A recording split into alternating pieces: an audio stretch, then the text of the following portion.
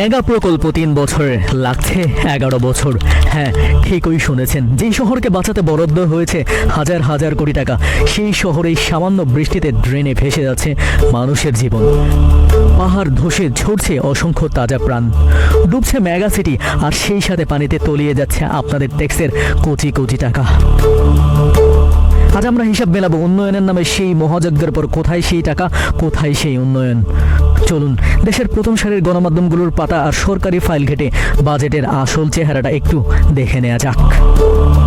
দৈনিক প্রথম আলোর এক অনুসন্ধানী প্রতিবেদন অনুযায়ী এই সংকটের মূল গোড়ায় রয়েছে পরিকল্পনা ও অর্থের এক বিশাল কলকারখানা।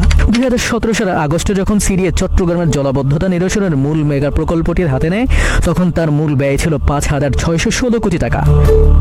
2023 সালে ডিসেম্বরে প্রথম দফার সংশোধনে তা দাঁড়ায় 8,626 কোটিতে। আর বর্তমানে দ্বিতীয় দফার সংশোধনীতে সিলট্র্যাপ ও নালা সম্প্রসারণের কাটছাট করে ব্যয় দেওয়া হয়েছে 8,591 কোটি টাকাতে। প্রজেক্টের মেয়াদ ছিল মাত্র 3 বছর, অথচ সেই প্রজেক্ট এখন 2028 সালের জুন পর্যন্ত বাড়িয়ে করা হয়েছে 11 বছর। 3 বছরের কাজ হবে 11 বছরে। এদিকে দ্য বিজনেস স্ট্যান্ডার্ড জানাচ্ছে এক অবিশ্বাস্য বিপরীত চিত্র।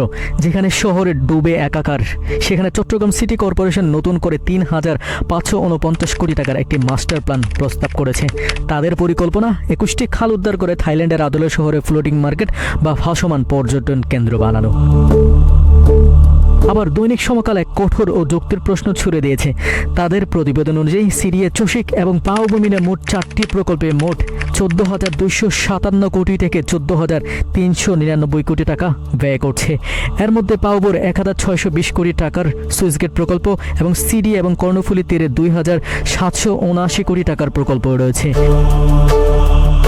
বিপুল এই অর্থের প্রজেক্টে চলমান থাকার পরও কেন সামান্য বৃষ্টিতে চট্টগ্রাম ডুবছে, তা নিয়ে জনগণের ভোগান্তি এবং অর্থ অপচয়ের চরম সত্যটি তুলে ধরেছে পত্রিকাটি।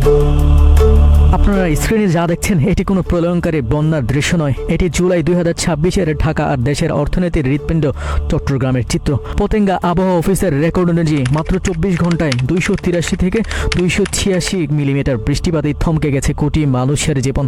4 দশকের সর্বোচ্চ এই বৃষ্টিতে পোর্টের কার্যক্রম স্থবির, ফ্লাইট বাতিল, ব্যবসা বাণিজ্য অচল। গত 5 বছরে চট্টগ্রামের এই খোলা নালা আর খালে পড়ে প্রাণ হারিয়েছে 15 জন মানুষ। আর এই বছরই পানিতে বিদ্যুৎ স্পষ্ট হয়ে মারা গেছে 3 জন। কিন্তু এই দুর্ভোগের কারণ কি কেবল প্রকৃতি, নাকি বছরের পর বছর ধরে চলা অবহেলা, সমন্বয়হীনতা আর দুর্নীতির এক নির্মম বাস্তব চিত্র? অথচ সরকারি দাবি আর মাঠ পর্যায়ের দাবির মধ্যে বাস্তবতার মধ্যে রয়েছে আকাশ পাতাল তফাৎ। দৈনিক ইত্তেফাকে প্রকাশিত এক প্রতিবেদন অনুযায়ী মেকআপ প্রকল্পের পরিচালকদের দাবি, প্রকল্পের কাজ এখন পর্যন্ত 90 থেকে 98% শেষ। 30টি খালের মধ্যে 25 থেকে 30টি খালের কাজ শতভাগ শেষ এবং শহরের জলাবদ্ধতা আগের চেয়ে 80 থেকে 90% কমে গেছে। 2 ঘন্টা দাঁড়িয়ে আছি, পানি কমছে না, উল্টো বাড়ছে। অফিসে যেতে পারছি না। কিংবা চকবাজারে ইমাম চৌধুরী যখন প্রশ্ন করেন হাজার হাজার কোটি টাকা যাচ্ছে কোথায়, তখন এই 90% অগ্রগতি কাগজেই সীমাবদ্ধ বলে মনে হয়। কারণ হিজরা খালের মতো অত্যন্ত গুরুত্বপূর্ণ খালগুলোর ভূমি অধিগ্রহণ ও সংস্কারের কাজ এখনও ধীর গতিতে আটকে আছে। রাজধানী ঢাকার চিত্র এর থেকে আলাদা নয়। ঢাকা জলাবদ্ধতা কাটাতে ঢাকা দক্ষিণ সিটি কর্পোরেশন 10টি জনের মধ্যে একটি নতুন মহা পরিকল্পনা তৈরি করছে। শুধু কাগজে পরিকল্পনা বা পরামর্শ ফি এর জন্য বাজেট ধরা হয়েছে 8 কোটি টাকা। অন্যদিকে ঢাকা উত্তর সিটি কর্পোরেশন বর্জ্য ও পানি নিষ্কাশনের আধুনিকায়নে 900 কোটি টাকার আরেকটি প্রজেক্ট নিয়ে একদিকে অনুমোদনের অপেক্ষায় দিন গুনছে। কেন এই অসীম ব্যর্থতা? সাধারণ মানুষের চোখে ধুলো দিয়ে কিভাবে চলছে এই দীর্ঘসূত্রিতা ও গাফিলতি? প্রথমত চরম সমন্বয়হীনতা, ভুল নকশা। আইইবির সাবেক চেয়ারম্যান প্রকৌশলী দেলোয়ার মজুমদার স্পষ্ট জানিয়েছেন, এই প্রকল্পের জন্মই হয়েছে ত্রুটির মধ্য দিয়ে। সিটি কর্পোরেশন ও পাওবর যৌথ সমীক্ষা বাদ দিয়ে তৎকালীন সরকার সিডি এর পাঠানো ত্রুটিপূর্ণ প্রকল্প অনুমোদন দেয়। সেখানে 57টি টাইডাল রেগুলেটর জোয়ান নিয়ন্ত্রণকারী ফটক করার কথা ছিল, সেখানে মাত্র হয়েছে 5টি। কোনো রিটেনশন বা পন্ড বা পানি সংরক্ষণের জলধার তৈরি হয়নি। দ্বিতীয়ত দুর্বল বর্জ্য ব্যবস্থাপনা। চসিকের অধীনে দৈনিক 3,000 টন বর্জ্য তৈরি হলেও জনবল সংকটে 250 থেকে 300 টন বর্জ্য সরাসরি নালা ও খালে গিয়ে পড়ছে। 2018 সালে কর্ণফুলের ড্রেজিংয়ের সময় দেখা যায় উত্তোলিত 48 লাখ ঘনমিটার মাটির মধ্যে 22 লাখ ঘনমিটারে ছিল পলিথিন। তৃতীয় প্রতিনিয়ত সময় বৃদ্ধি ও দায় এড়ানো। প্রজেক্ট যত লম্বা হয় কনসালটেন্সি ফি ও ঠিকাদারের বিল তত বাড়ে।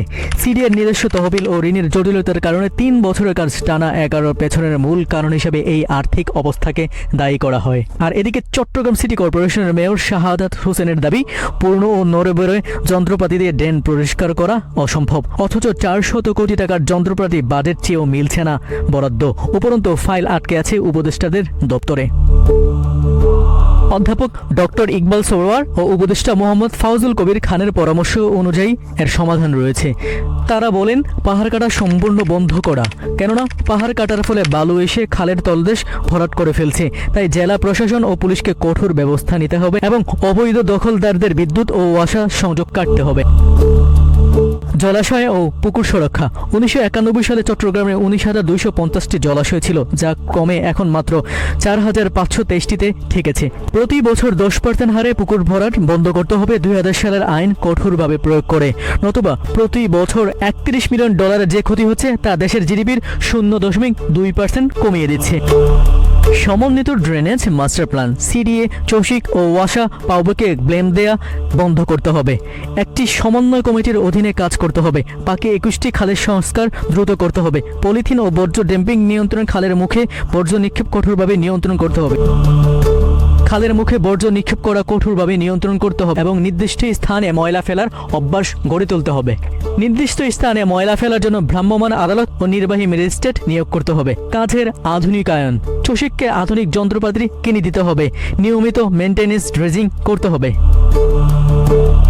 সবশেষে একটা কথা বলাই যায়, 11 বছরের দুর্ভোগ, খাতুনগঞ্জের 5,000 ব্যবসায়ী ও 2,500 কোটি টাকার আর্থিক ক্ষতি আর নালা নর্দমার মাঝে ঝরে যাওয়া প্রাণগুলোর হিসাব কি কোনোদিন মিলবে? নাকি এই মেগা সিটিগুলোর জলাবদ্ধতা শুধুই কিছু মানুষের পকেট ভারী করার একটি অস্থায়ী মাস্টার প্ল্যান?